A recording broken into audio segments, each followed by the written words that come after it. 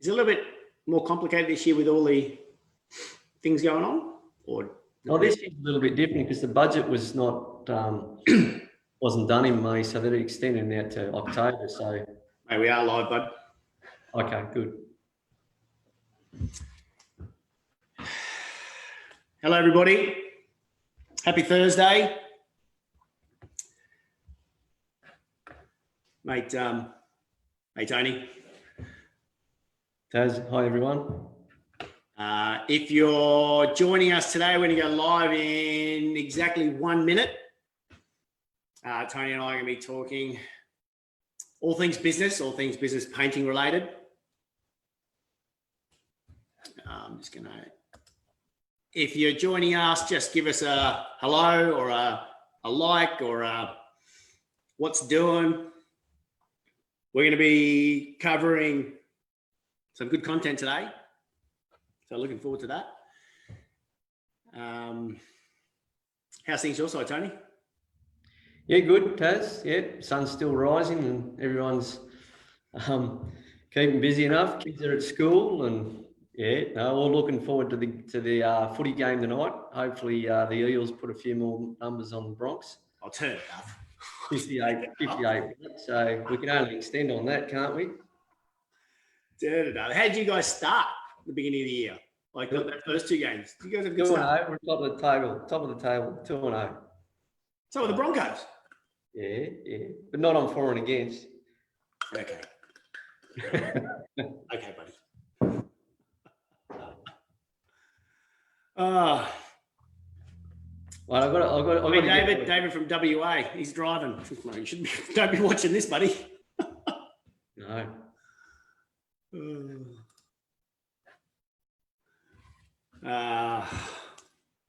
All righty, mate. Let's kick off. Oh, look, we've got dual screen now. I must have been in the settings of my Zoom. Because I'm sort of double watching double screens right now. I've got Zoom with you and I've got the Facebook over here so I can see and answer some questions. What's going on? And girls' game. I think he's talking about NRL. Oh, is that right? Yeah, he's from WA. I think they play hockey over there. I'm not sure.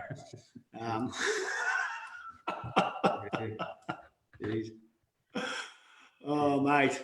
Hey, listen, guys, we're going to kick off in about 15 seconds. Give us a like or a hello or a wave so we know who's in the group. Tony and I are going to be covering, well, originally we're going to be covering the number one, hey, Charlie, problem and issue that Tony sees from painting business owners and what they run into in running and building their business. But you know what? We couldn't narrow it down. Tony's come up with the top 10. So I know we're not going to have, we probably need 2 hours to run through the top 10 in detail. What do you think, Tony? Yeah, absolutely. Yeah. Okay. So what we're going to do is we're going to run through the top 10, but then we're going to focus in on what Tony and I feel is the number one area you should be looking at. And hey, come on, how are you? We had a good chat before we came live today. So we'll do that towards the end. Hey, Tony, do you want to introduce yourself, buddy? Yeah, hi, everyone. Thanks, Taz. Yeah, I'm an accountant, public practice accountant that specialises in business advisory and compliance type work for my clients, tax and accounting. Taz is one of my clients, has been for a long time. And I'm here just to support him and what he's doing here with educating the painting industry. So thanks for having me on board, Taz. Mate, thanks for making time for us, Tony. Mm-hmm. So let's get stuck into it. I know everyone's busy and got a lot of stuff to do on this Thursday afternoon. Would you believe it's Stella's birthday this Saturday, mate? So I've got to go birthday present shopping. Lucky COVID's slowed down a bit. I can go get to her some presents. So we're going to cover, like I said before, guys, we're going to focus on one, and we are going to focus on one, but Tony's come up with a top 10. So if you've got your pen and paper out, if you're driving, don't be watching this and writing down at the same time. You can obviously watch this again later in the group, but we're going to cover the top 10 and really zero in on that number one area painting business owners should be focusing on to ensure they have the most chance of success in their business. So, Tony, I'll just cover the first 5.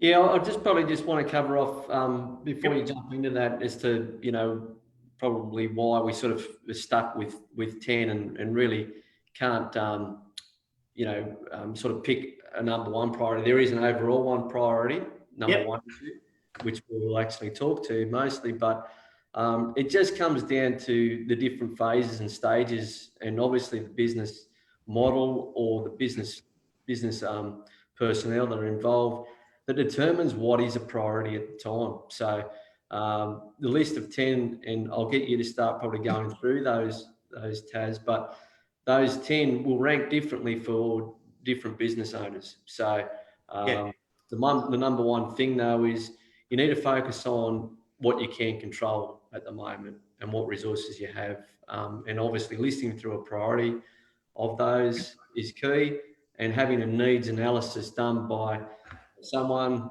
external to you can also help trying to uncover which is going to be the priority for you.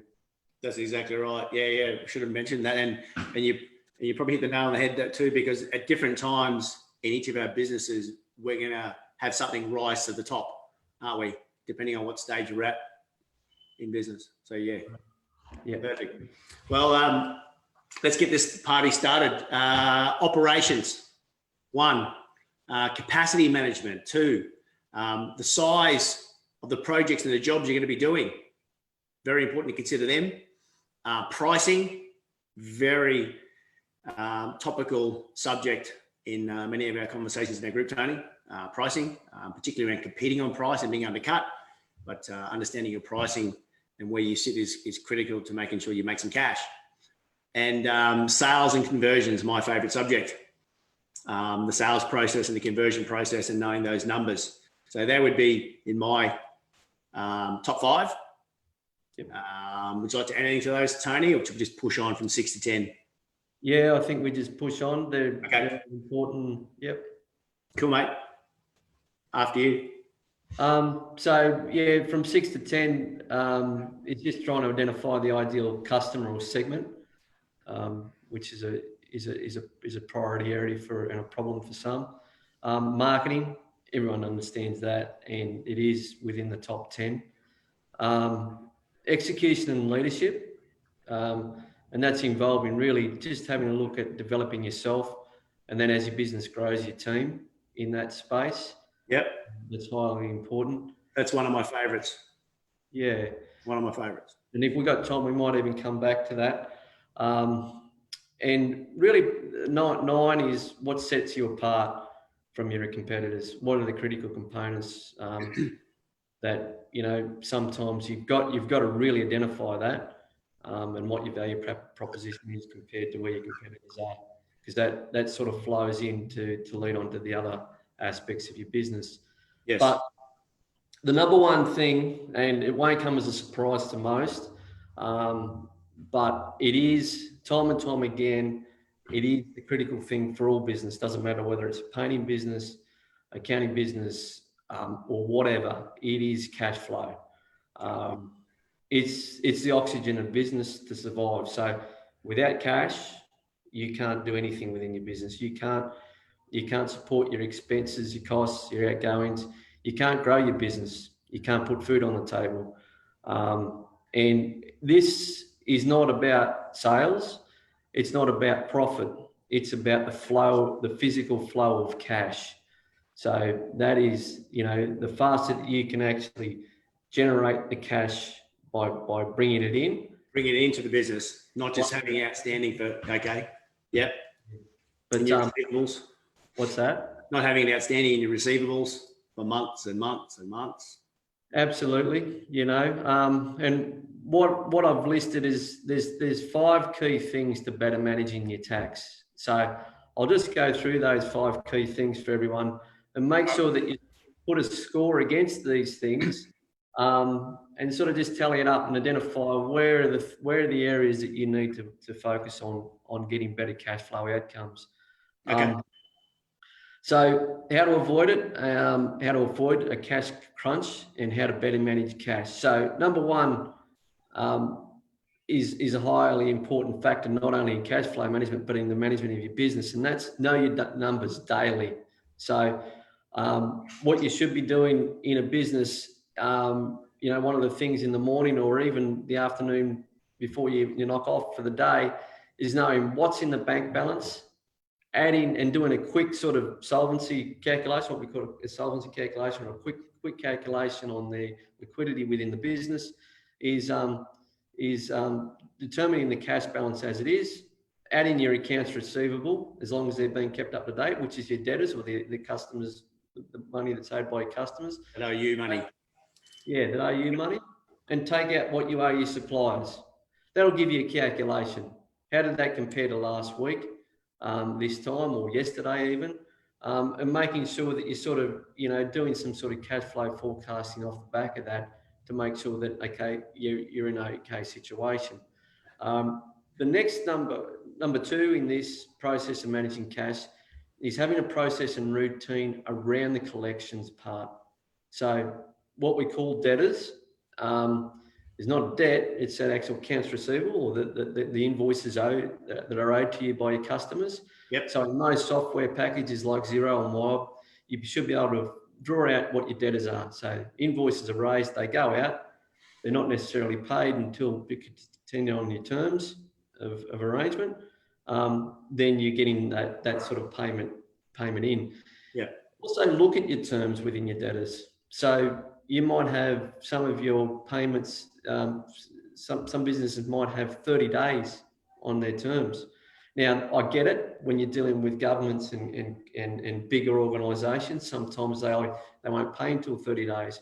But if you can, look to drive those days down. So look to try and change your invoicing to 14 days or even 7 days, or on completion, if pay before we leave, whatever. Yeah. But that is a key to getting better cash flow management. Can I just speak to that, Tony?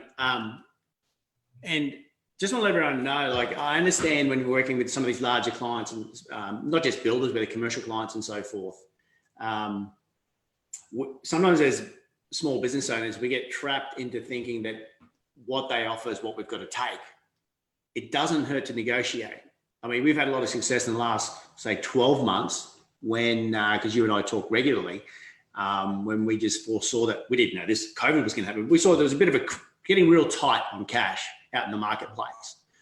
And I went out and we could have a talk to our clients, and we reduced those terms. All we did was ask.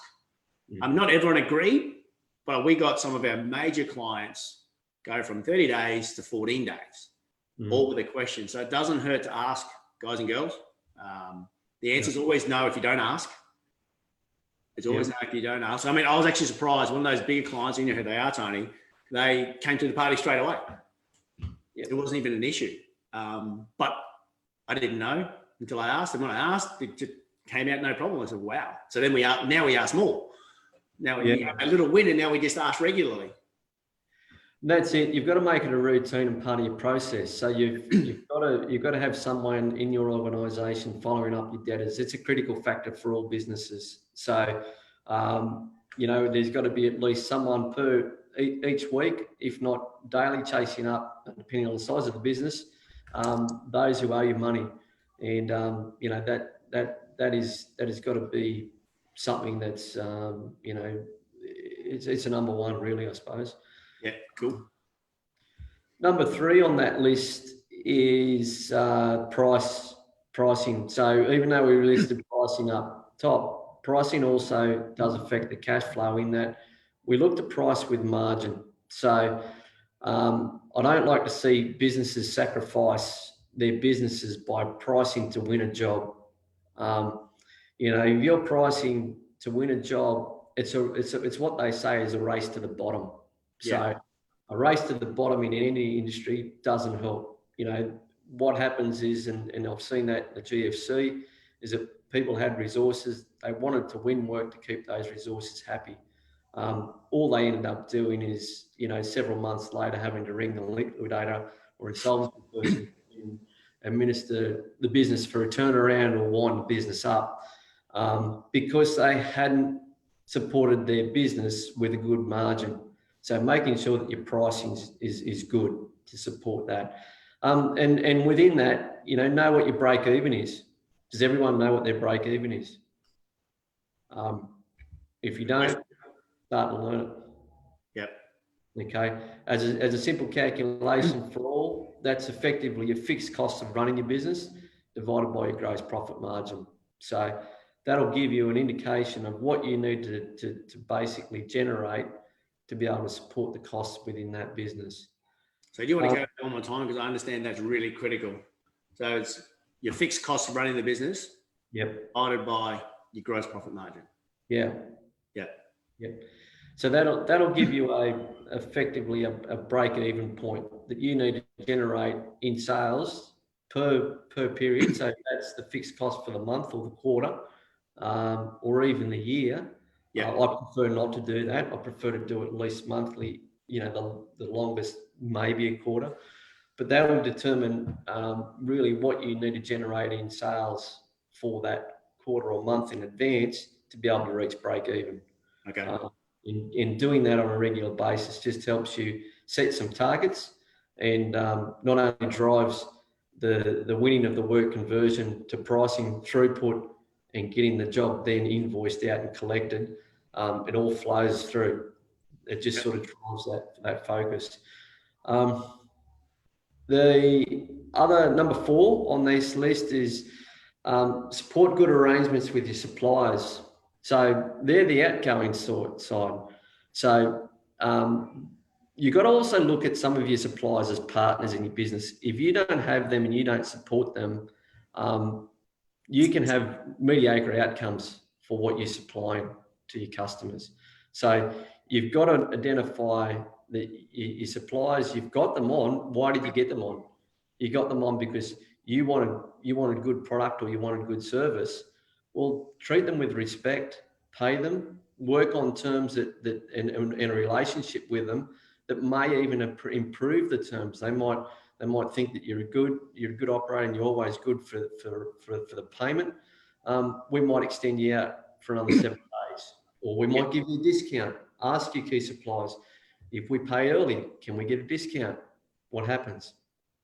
Yeah, that's so critical, Tony, because not only from the cash management point of view, but I mean, you and I have spoken this about a lot, and I've spoken to it in the group a lot, that our suppliers form part of our team.